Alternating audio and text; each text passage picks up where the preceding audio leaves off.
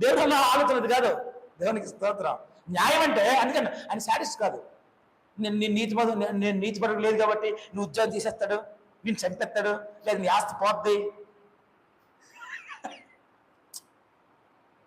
ఆ న్యాయం ఆలోచిస్తే పొరపాడైపోద్దండి.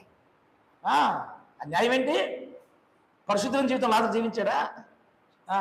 కానీ ఆయన ధనవంతుని చేయలేదు. చివరి వరకు చనిపోయేంత వరకు ఆయన దరిద్రుడిగా ఉన్నాడు. ఆ న్యాయానికి ఆయన ఒప్పుకున్నాడు. జాగ్రత్తలు కించాలా? ఎవరు?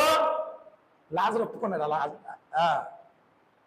ధనవంతుడు నీతిమంతుడు కాదు, భక్తిహీనుడే.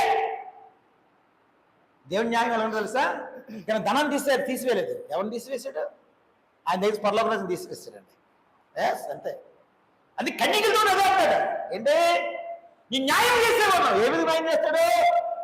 నీ చేతులను దివిటి కూడా లాక్కోడంట. జాగ్రత్త. నీ చేతులను దివిటి లాక్కోడు.